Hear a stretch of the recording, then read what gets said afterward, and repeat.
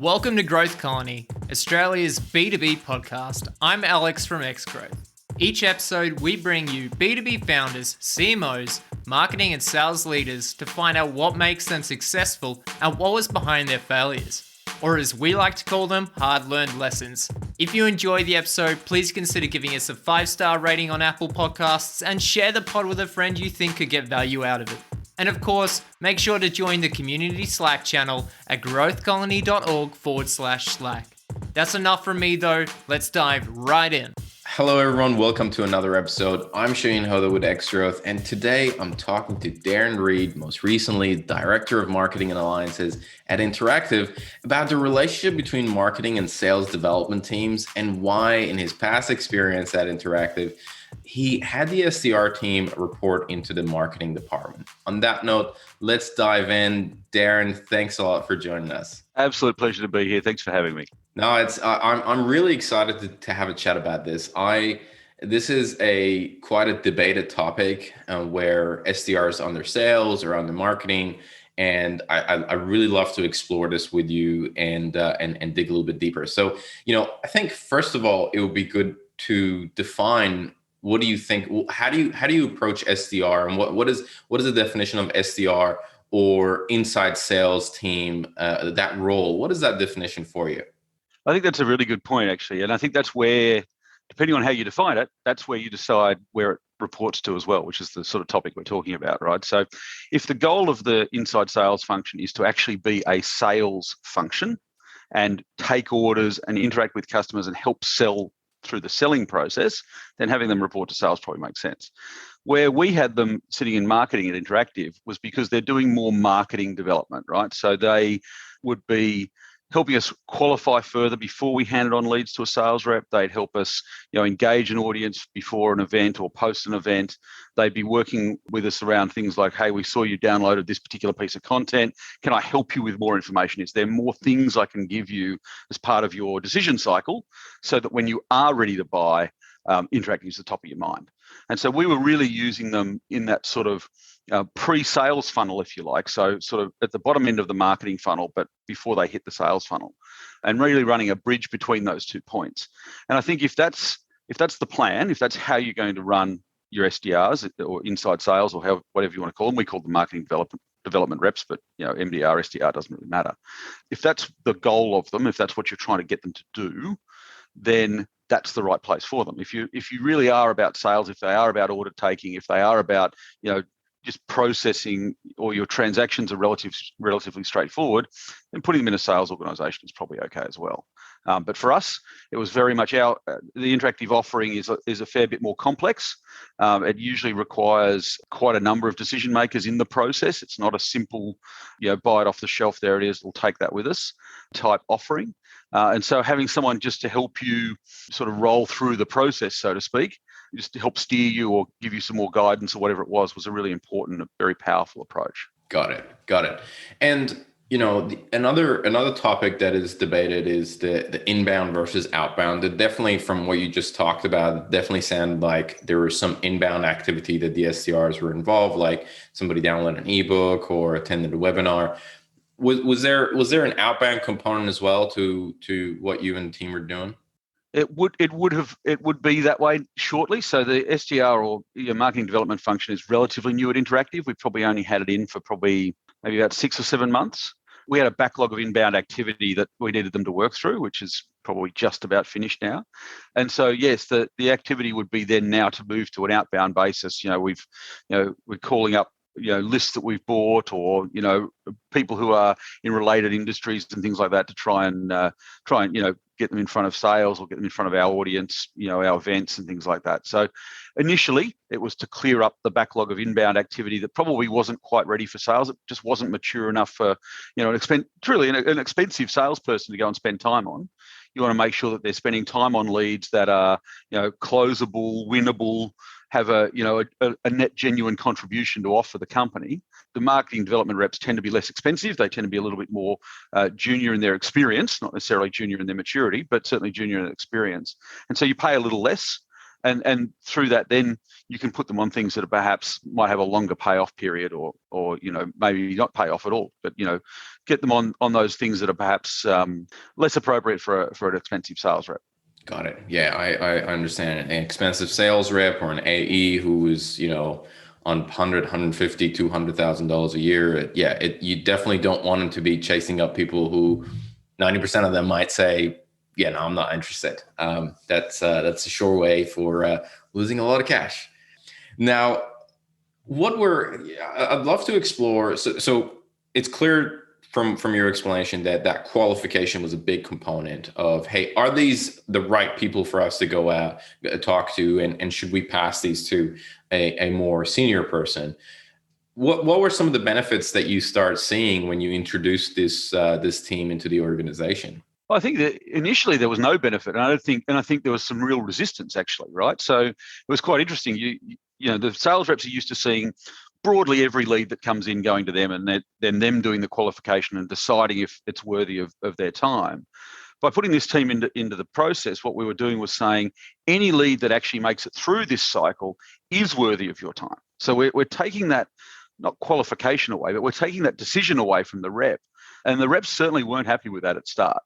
Now, as we sort of got into it and they started seeing the benefit that they weren't wasting their time on, as you were saying, low opportunity, low prospect, low opportunity of close, they were seeing that they were spending more time on winnable deals that had legitimate opportunity for them, that they could go after and actually was worthy of their time. And what ended up happening was, look, everyone has an ego, right? And salespeople tend to have a slightly bigger ego than most because they have to, right? Because that's the way they survive their jobs. And I certainly don't begrudge them for it. But what we ended up doing was we ended up actually helping inflate the ego a little bit and saying, look, the leads that we're giving you, we've done the work on. Marketing has put the hard yards in. We've got you the people who are going to make the decision, who have, as best as we can tell, have a budget approval, or authority around, approving the deal.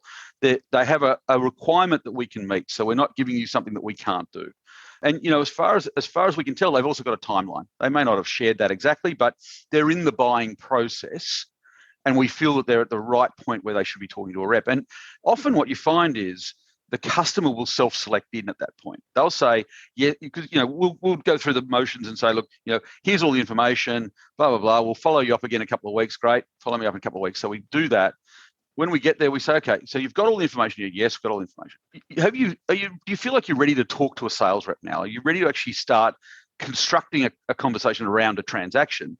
And if they say yes, well then they're almost saying to you, yes, I'm ready to buy. I'm actually at that point where an acquisition is perfect for me and I'm exactly there. Or they might then say, no, actually, I need more information. Well, that's a perfect opportunity for our marketing development rep to then say, great, what else can I help you with? We've got an event coming up on this topic.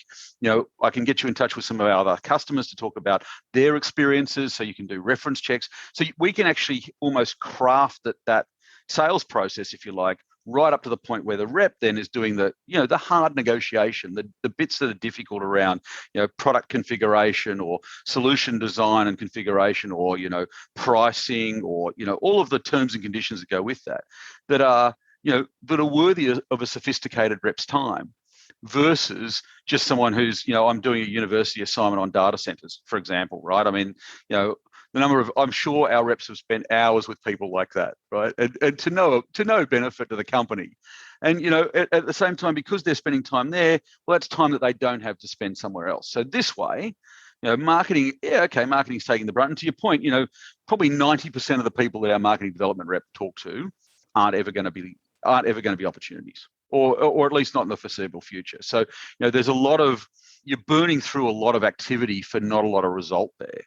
But when you do get 1 or 2 or 3 or 4 or 10 or 20 that go through to a rep, that become opportunities, that become sales, you can see the path that they went down. And so every time you do that, you're refining your process even further. So that, your marketing development rep becomes more efficient as well as in driving more efficiency into your sales organization. Interesting. And Darren, when you were introducing, or when the organization was introducing this MDR role, was there a debate whether it would go under sales or marketing? Was there, sales would be like, no, that should be in our court. What was it? Give us a picture. Can you paint us a picture? What was happening there? So the initial design for the role actually came out of sales. So the initial plan was, we need these inside sales roles, because that's exactly how they describe them. We need these inside sales roles to do all the stuff that the reps don't want to do. And it's like, that sounds like a great job description for someone. Not at all, right? Like, I mean, just, what job's this? It's a job that no one else wants to do. So congratulations, you've got it, right? I mean, there's no way that that's the right way to approach a role ever, right? But that's essentially how the sales organization came at it. And, we went the other way and said, well, look, rather than doing the things that you guys don't want to do, how can we take those things away altogether, right? So the things you don't want to do are chase people down with Gmail addresses and mobile phone numbers, and that's all that they've given us. The things you don't want to do are, chase down companies who are clearly not in the firmographic of the organizations that we go and sell to. You don't want to be chasing down an industry that's never bought our product before, because the likelihood of success is low. You don't want to be chasing down an organization where we already know that the incumbent, is a competitor and they're likely to be there for the next 5 years, and trying to unseat them is impossible, right? So there was a whole bunch of activity that we sort of mapped out that said, if we could take all that away and give you confidence that none of those things are true, right? So that we've done the firmographic and they fit our profile. We know that they're in market for the services that we offer, and we can offer a service that they need. They're not coming to try and buy a widget that we don't sell, for instance. If we could take all that stuff away, isn't that better for you? Big tick there. And then, is it not more logical then that you, as a sales leader, focus on leading the highest value deals that we could find? Use your best reps to go and chase the best deals that'll drive the best result for the company. And for the most part, the sales organization went, yeah, that sounds like exactly what we want to do, because everyone wants to be an elephant hunter, right? And so what we said was, look, why don't, given you've got the funding for this, why don't you fund it for the first 6 months, but we'll put it in marketing as a functional area of marketing. So yeah, you're paying for it. So ultimately you have the say of what this does, but let's use it for goodness rather than just as an order taker for sales. And again, the interactive business is not an order taking business. That's not the way our offerings worked, right? So they're data centers, their business continuity, their cloud solutions, their infrastructure service solutions. They're complex enough that you don't walk down a supermarket aisle and go, I'll have that box of hardware maintenance and I'll have that box of data center. It doesn't, there's not a logical thing to do. Everyone comes with, I have a fully bespoke requirement that is unusual or different, or, I've got legislative requirements that I need to meet, or whatever it might be. So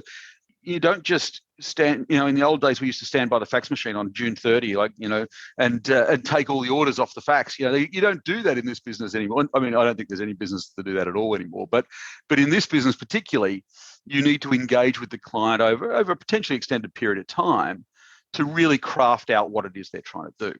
And an inside sales rep of the traditional sense isn't going to be able to do that, right? This is not I'm out there selling a laptop or a phone, right? Where there's a fixed set of parameters around which this thing works, and it comes in different configurations. Sure, you can have it in 4 different colors, sure, but fundamentally it's the same, offering.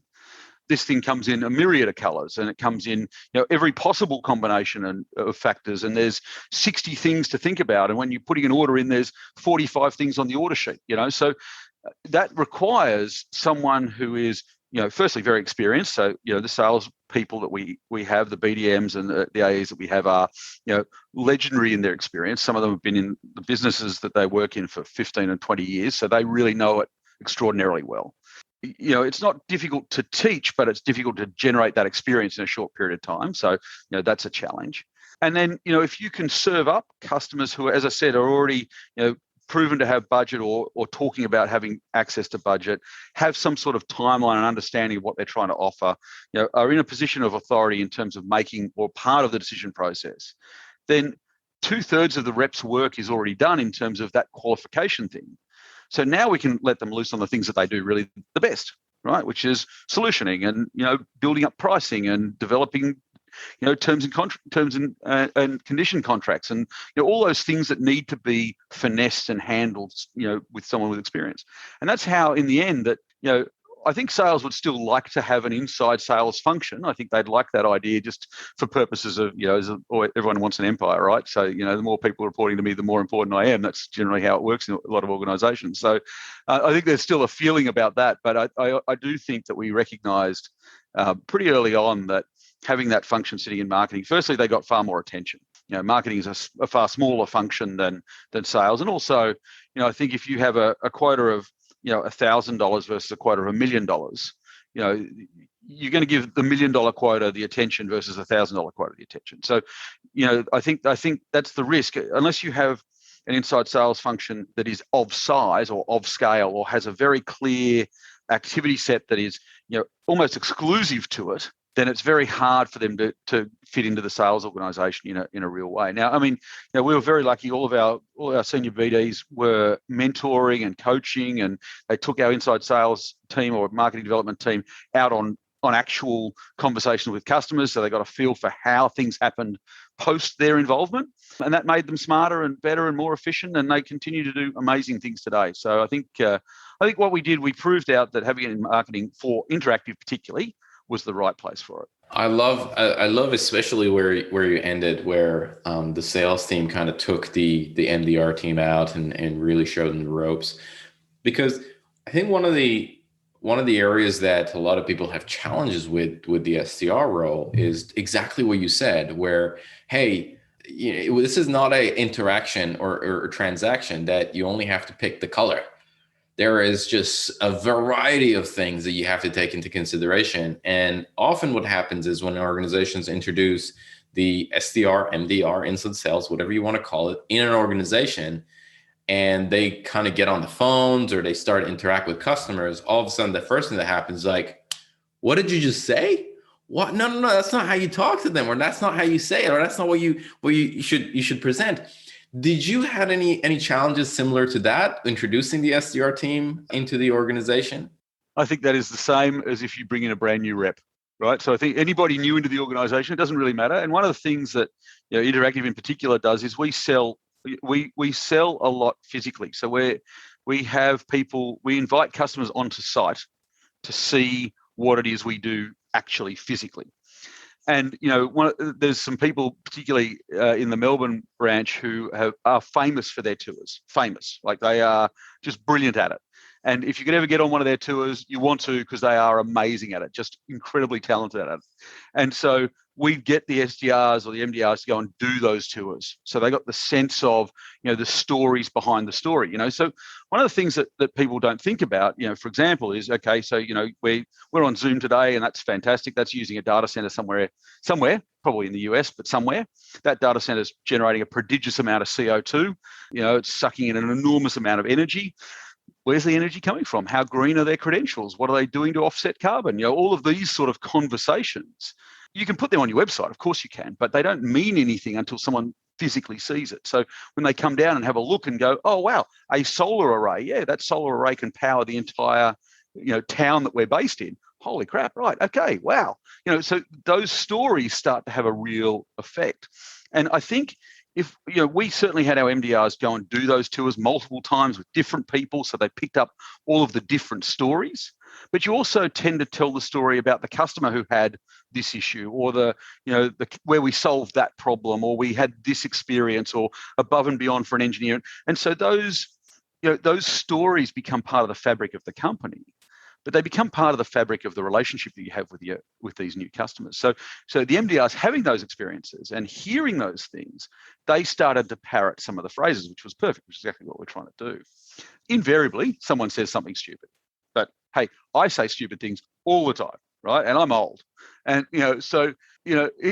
invariably someone's going to say the wrong thing, or just you just go, yeah, not quite what I would have wanted you to say there. And so we were always very careful not to script people, because it comes off robotic. And, you probably get telemarketing calls. I know I get telemarketing calls, and you can tell that someone's just reading a screen, right? They just, because whatever you say, they're saying the next thing. It doesn't matter whatever comes in the order after whatever you've said, right? Yeah, that's right. And, when you're in B2B particularly, but when you're in, really, quite expensive transactions, that's the worst possible scenario, where the customer just feels like from the moment they get on the phone, they're just being sold to. Whereas what we were trying to do was get the SDRs to think about, well, who are you calling? What industry are they in? Who else do we know that are customers or that we've had experience with that are in that industry? And what are the things we know about that industry that might be of interest to them? So, we'd often start our conversations by, hey, look, we noticed you're downloading this white paper. You're in banking and finance and you're looking at disaster recovery, as an example. We have a number of customers like you who are doing exactly the same thing. Let me just give you some ideas of the sorts of things we're doing for customers who are like you. And that sort of, relies on, one of the things that one of the people I know, we're going to talk about this in a minute, but one of the people I really like reading is Seth Godin. I think he's just quite a direct and interesting guy. I don't think he's, I don't think he's the god that a lot of people make him out to be, but I like his style, I like his approach. And one of the things he says is, the purity of marketing is people like us do this. That's all you're trying to do. You're trying to say, we're like you and people like us, we do this thing, right? Which of course in interactive land, it's like, customers like us, people like us are buying disaster recovery, or people like us are buying cloud, or people like us are buying whatever it might be. And so we tried to build the MDR conversation around that same idea. So, we can see that you're this, and this. Does that sound right? Yeah, that's right. And then you've got these sorts of parameters in your business. Yep, that's right too. Great. Well, we have about 10 other customers that look exactly like you who are already doing the thing that you're doing, right? Because one of the things that we found, and I think this is probably true of everybody, no one wants to be Robinson Crusoe. No one wants to be the first, but everybody wants to be the second. And so if you can sort of give people that sense of you're not going to be first, it's okay, there are already people like you here and they've already done it and they're already loving it, and here's their story, then not only are you equipping that person to go and have that conversation internally and say, hey, guess what? This person are already doing these things and they're already doing it with interactive. I think these guys are pretty good. You can then say to them, why don't you bring that buying group out and see us? Come and see what we do. Come and see it physically. Come and do a tour. Come and think about how you would fit in here. And one of the great things about doing that is you show off your culture, right? You get to show off to people, this is the sort of company we are, not just the sort of things we sell. And as a result, what you end up with is this beautiful energy exchange happening. And if it happens correctly, then the customer goes, oh yeah, this feels really comfortable. This is exactly the sort of premise environment I could be here. This is the sort of, in fact, almost this is the sort of place I could work. And if you can get them to that point, they've bought you, right? And you've done the job. So the MDR's responsibility to bring it back to the point. I'm sorry, carry on here a little bit, but bring it back to the point. Good stuff. The MDR's job then is to impart that cultural experience, that energy exchange early, but tell the story in such a way that when the customer does finally come onto site, which can take some time, we're validating everything that's been said. So it's not, oh no, I wasn't expecting that, or that's different, or that's not, oh no, hang on a minute. There's no what I call a clunk. There's no dissonance there, right? What it is total validation. Everything that the MDR rep has said to you, everything that you've experienced on our website, everything you've experienced in our white papers, all the things that we've talked about are here, and they're manifest, they're live and real and in real time. And so, the finance people that you meet are an embodiment of all the things we've already told you. And the engineers that you meet are an embodiment of all the things we've already told you. And our barista, when you take a coffee from them, is all the things that we've ever told you. And that becomes so manifest for the individual or the people, the customers that are on site learning about it, that it's almost impossible for them to back away, because they've now lent in so far that they almost, it's like a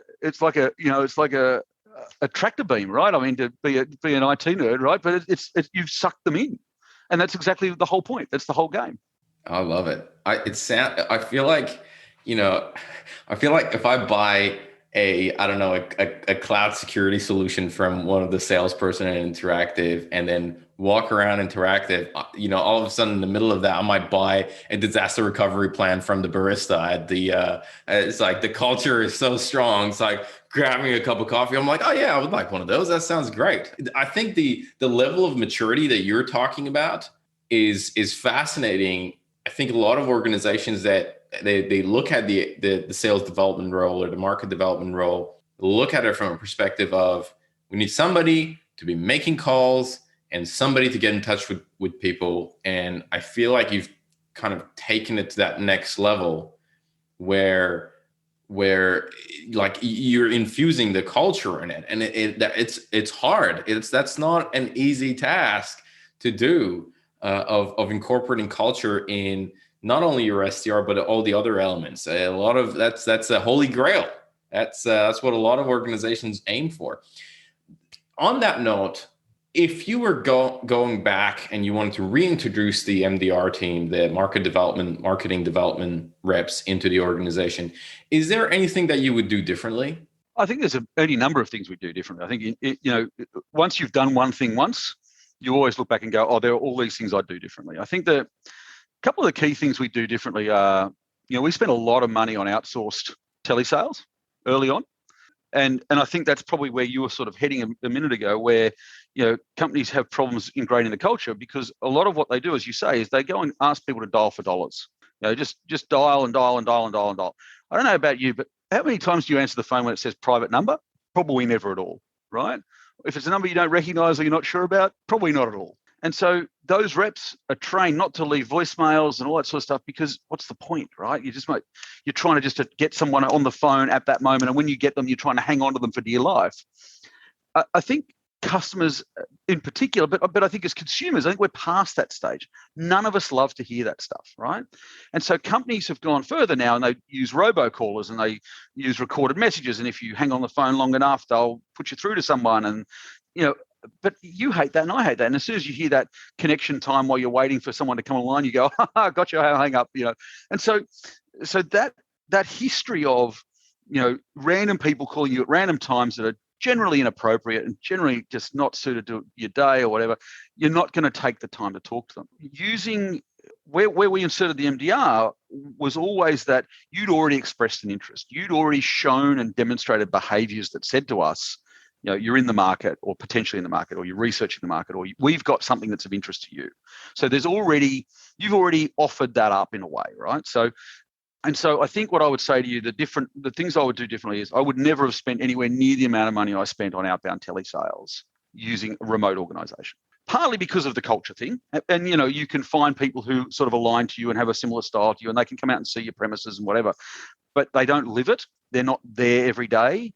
You don't have the reps sitting beside them all day, every day, you hearing their conversations, them hearing yours, and each of you improving the other just by, hey, what were you saying there? That was really interesting. Can you tell me more about that? Or, I really liked what you said there. What was how did the customer respond?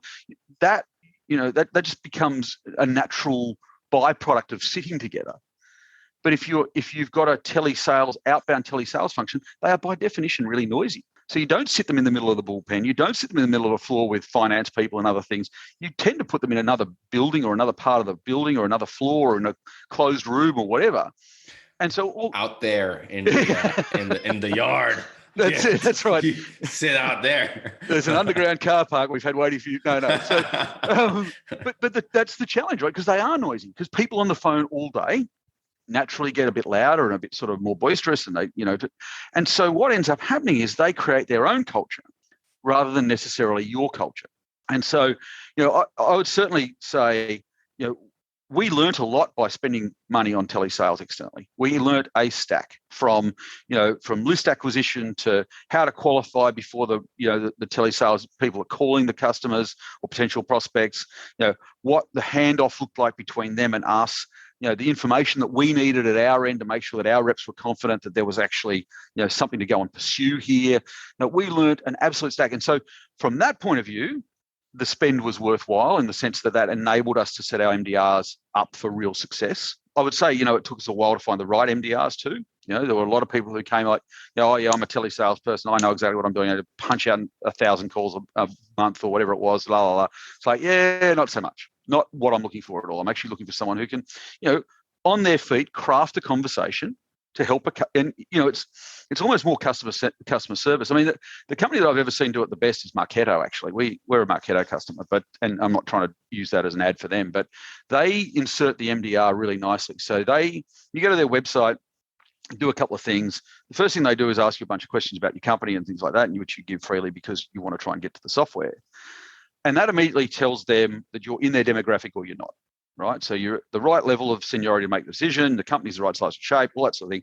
So they go, right, We're immediately going to diverge you. You're either in which case we're going to put you down a sales route path, or you're not really in our frame of reference at the moment. So we're going to put you off to an online demo and some other things, and you can have a play over there and just, go and sort yourself out. If you go into the sales function, they take you through a couple of steps, and then an MDR jumps on the phone and starts taking you through a personal demo of the product. All right, and so this MDR is almost a pre-sales person, almost, right? Like in the way we would think about it traditionally, but they're tailoring an experience now for you. And so when you get through that, the next step then is to go to an event or go to a rep or go to whatever. But you've already had this personal, handcrafted concierge-esque type service. And so you're already feeling fantastic. They already know more about you than you would ever let onto a sales rep in the first conversation. Because, how do you tailor an experience around software if you don't tell me about your business? Well, here's what I know. Oh, all right. And if you did you want to do this? Yeah, I want to do that. Oh, you want to think about that? Oh, yeah, I want to think about that. So the whole experience becomes, like a bespoke suit. I'm here custom tailoring this thing. I'm not custom tailoring anything. They have a set of standard scenarios that they run, right? But for you as the customer, you feel like this is a personalized experience. And so we tried to not quite go that far because, they're way better at this than anything that I've ever seen. But we tried to go down that path as well. So our MDRs are there really to be a more personable interaction in that initial phases where you're sort of in that research stage, you're trying to figure out whether we're right for you and you're right for us. They're there to be really quite personable and share with you our culture, so that you get that sense of, yeah, actually, these guys could be right for us. These guys, do fit the bill, are the sort of organization I want to work with. Because, you and I know, like, there's nothing worse than working with people that you don't like, right? And, and if they're vendors or if they're suppliers, right, you've got the opportunity to say, you know what, I don't like you anymore. I'm going to go on and go to another supplier. So the risk for us as the supplier is that you do that one day you go, yeah, I don't like you anymore for whatever reason, right? For a myriad of reasons. But, our job is to try and prevent that from happening. But more importantly, our job is to try and settle that up front. So before we go through the process of putting an expensive salesperson and you put all your time and effort into a tender or whatever it might be, let's find out up front if we're compatible.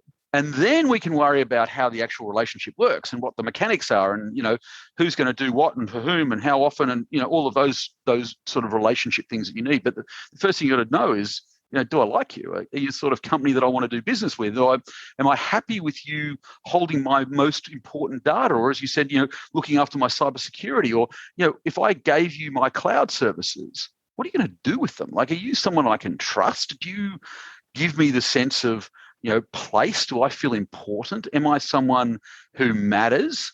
Or am I just another, there was an old joke. I know the NRMA in Sydney, which is the RACV here in Melbourne, but they had a really funny ad one time. They ran an ad that said, you're a member, not a number. Great ad, great purpose, great sense of place. You're a member, you're important to us. Of course, when you rang them up, the first thing they said was, what's your member number, right?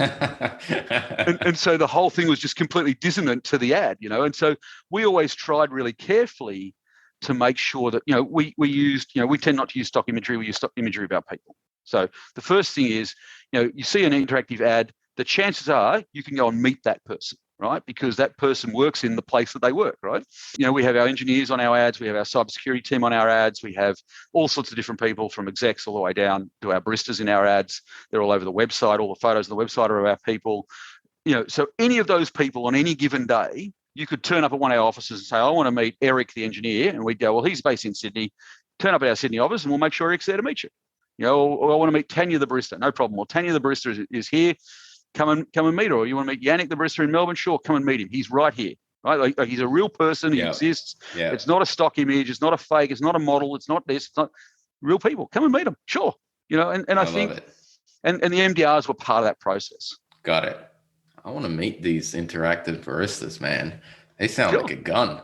They sound great. But no, that's a really good point. And I again really like the emphasis that you put on infusing the brand in the SDR team and in the MDR teams. I think a lot of people give it lip service and not go that extra mile because it's really hard.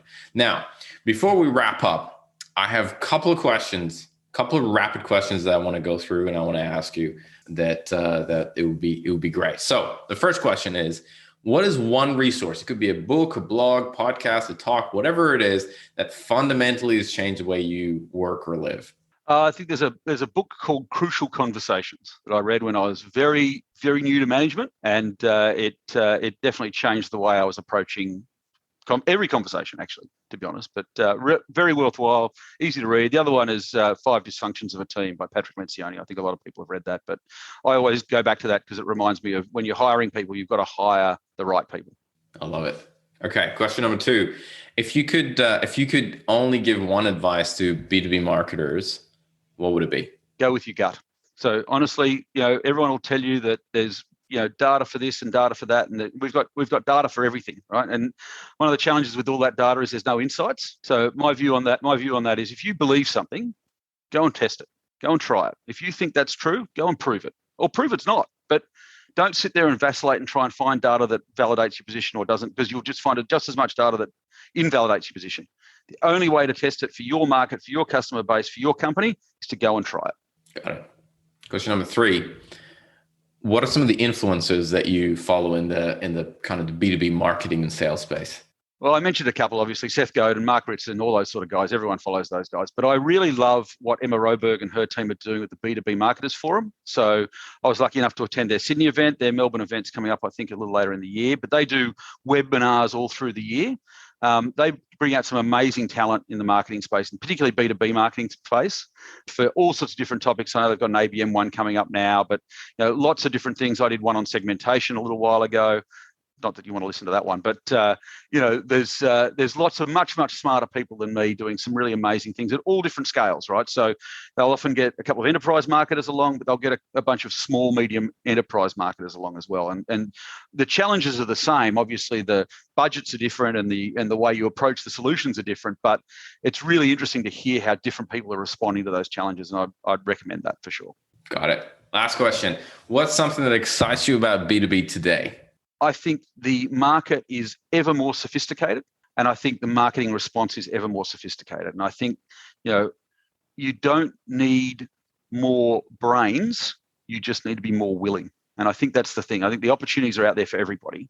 I think you've just got to be willing to go and have a go at it. And I think if you're willing to have a crack, the chances are you'll be very successful, because people are looking for cut through marketing. I used to say to my marketing team at Interactive all the time, the only measure of our success is, did we do good marketing? Because if we didn't do good marketing, what the hell are we doing here, right? And it's good marketing from everything. Is it, did we represent the brand right? Did we bring through good creative? Did we do the right data segmentation analysis? Did we give a good customer experience?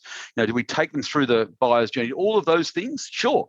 All of those are critically important, but ultimately at the end of the day, can you sit back and look and go, at the time, given all the things that I knew, that was the best thing I could have done?